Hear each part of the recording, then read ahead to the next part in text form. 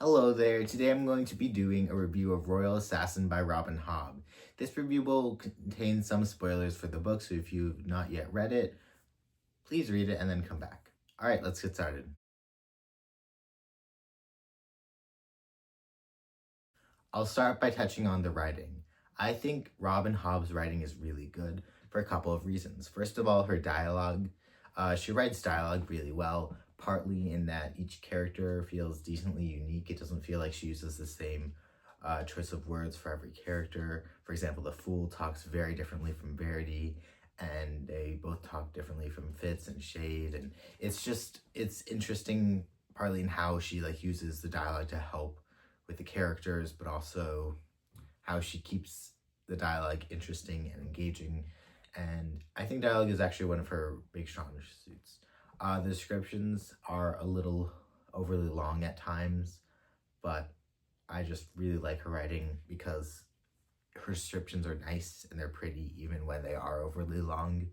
Her word choices overall are pretty good. I don't think she's really flowery or poetic necessarily most of the time, but she definitely creates a very intended sad tone with her writing a lot of the time, which I think is really good and it really fits the books. Um, that's pretty much all I want to say on her writing. I think I'm going to give it a 9.5. What keeps it from the 10 is, like I said, sometimes it's a little overly long and unnecessarily long at times, but overall incredible. I love her writing, if you can't tell.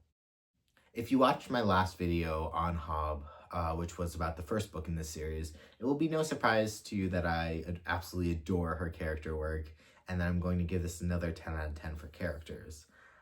I think that Hobb excels in a couple of categories for the characters. First of all, the depth and the nuance of the characters and the realistic, how realistic they are, and also likable. Not all of them are likable, many of them are hateable, but you feel things for these characters. You care about them more, you care and you hate them. She makes you care about the characters. And also, I want to go into a little bit more detail about the depths of the characters and specifically the depths of their relationships. Now, a lot of authors don't typically showcase all the nuances of relationships, but Hobb really does. For example, between Fitz and the Fool.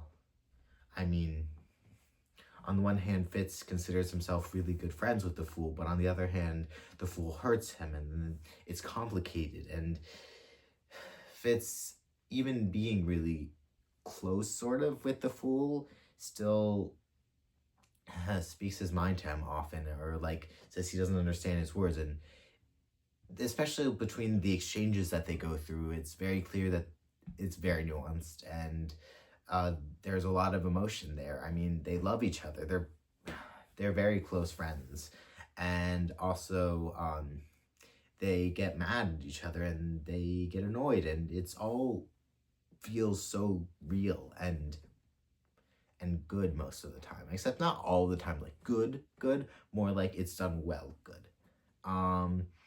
Or like between Fitz and King Shrewd, how he loves his grandfather and he cares, but at the same time he's mad at him for denying his marriage request, and he's also mad that Shrewd is kind of messing up the kingdom a little bit and is giving so much to Regal, and yet he still loves him and is still so loyal to him. And it's wonderful. One of my favorite relationships is between Fitz and Verity.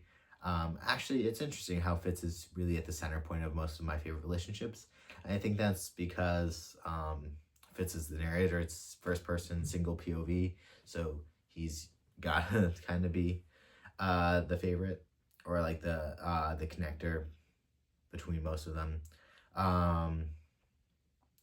But also Fitz and Verity, and Fitz's undying loyalty to Verity, and it's incredible, just the amount of nuance yet realistic realism that she fits into these relationships. And I'm rambling and I'm sorry, but those are my thoughts on the characters. I really love them. 10 out of 10 would recommend. If you're going to be a character in any novel, don't be one in Hobbs, because because some bad stuff is going to happen to you probably. But if you want to be a realistic character, and let's say she was a really nice author to her characters, you would want to be in Hobbs. All right, let's move on.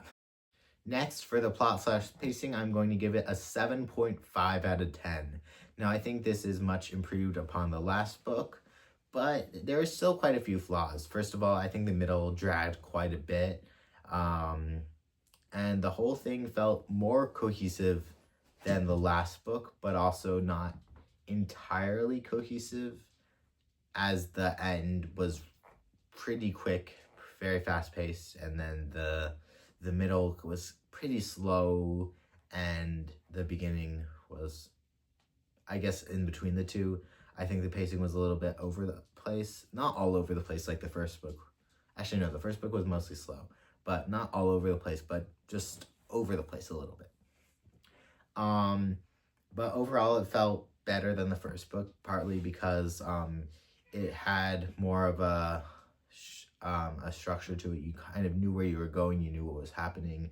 There were clear rises and falls, but it was all like the same story. It wasn't like new things popping up and it's switching to that. So yeah, 7.5, really good. This is definitely my favorite out of the three books in this trilogy.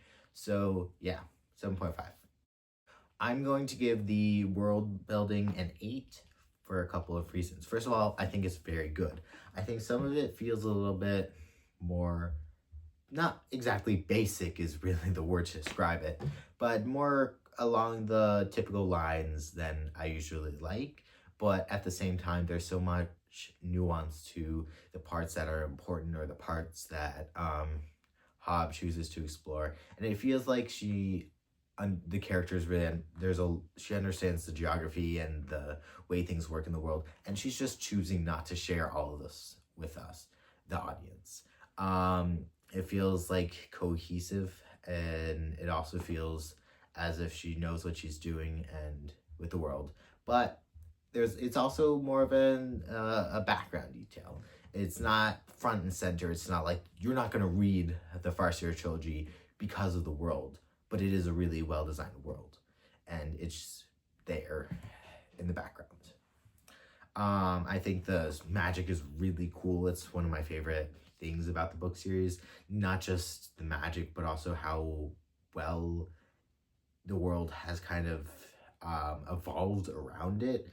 Like how hated the wit is, or how revered the skill is, and the mystery behind it all. It feels really well done. Also, what was I gonna say? Yeah, the different kingdoms, especially, we don't really learn about the others yet, but the Six Duchies is really interesting, especially like the dynamics between the inner duchies and the inland duchies and the coastal duchies. That feels really cool. So there are a lot of cool things with the world, but it doesn't feel front and center ever, which honestly I really like. So, but I'm going to give the world an 8 out of 10. Overall, the book gets an 8.75 out of 10 from me. I love this book. I absolutely adore it. Really good. Really good. That's about it for this video. Thank you for watching if you made it this far, and until next time, farewell.